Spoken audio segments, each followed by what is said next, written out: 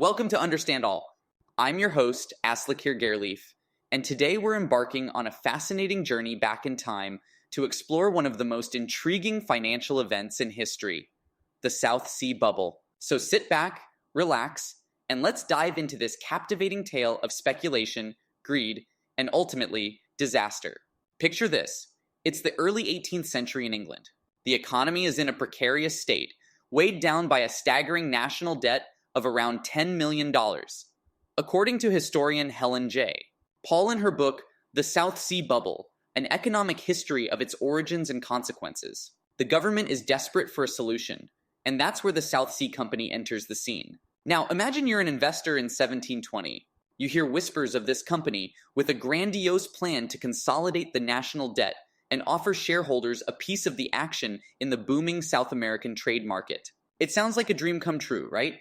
Well, as we'll soon discover, dreams can quickly turn into nightmares. The South Sea Company, established in 1711, had a monopoly on trade with South America, but there was just one tiny problem.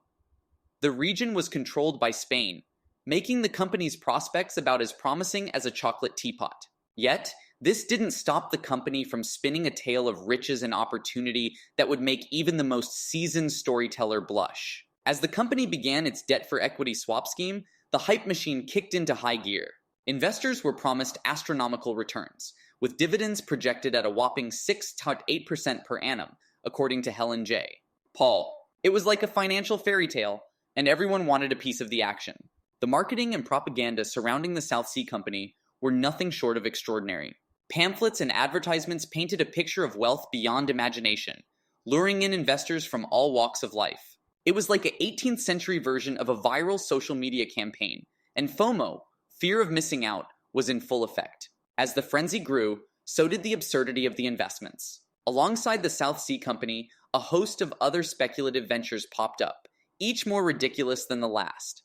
From a company that claimed to manufacture a perpetual motion machine to one that promised to transform silver into gold, it seemed that logic had taken a permanent vacation. The South Sea Company's stock price skyrocketed, rising from $128 in January 1720 to an astonishing $1,000 by August of the same year, as noted by Charles Mackay in his book, Extraordinary Popular Delusions and the Madness of Crowds. It was like watching a rocket soar to the moon, except this rocket was fueled by pure speculation. At the peak of the bubble, the company's market capitalization reached a staggering $200 million, according to Helen J. Paul. To put that into perspective, that's like Apple's market cap multiplied by the number of times you've checked your phone today. It was an astronomical figure, and it seemed like the good times would never end. But as we know, all bubbles must eventually burst, and the South Sea Bubble was no exception. In September 1720, the bubble popped with a resounding bang, sending shockwaves through the British economy. The stock price plummeted back to $150 by the end of the year, leaving investors reeling and wondering what had hit them. The aftermath was nothing short of catastrophic. Thousands of investors, from wealthy aristocrats to ordinary citizens, found themselves ruined overnight.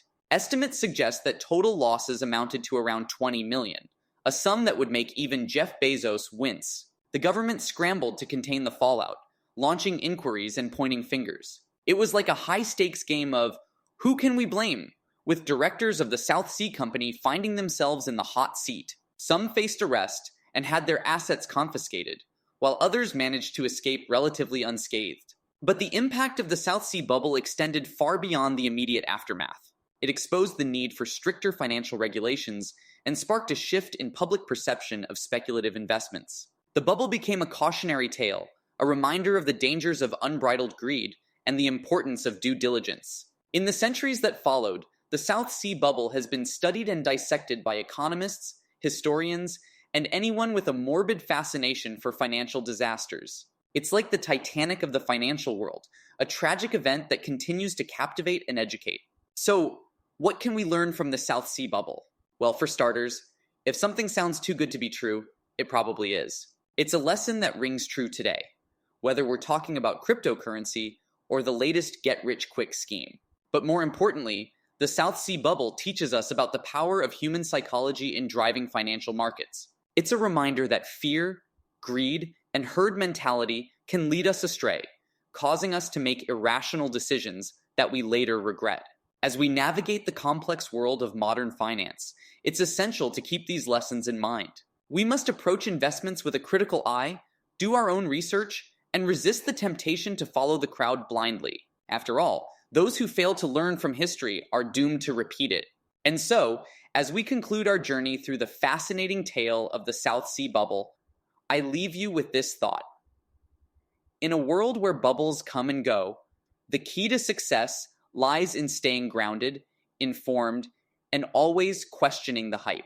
Because when the bubble inevitably bursts, it's those who have built their foundations on solid ground who will weather the storm. Thank you for joining me on this exploration of one of history's most captivating financial events. Until next time, stay curious, stay informed, and remember, if it sounds too good to be true, it probably is. This is Aslakir Gerleaf signing off.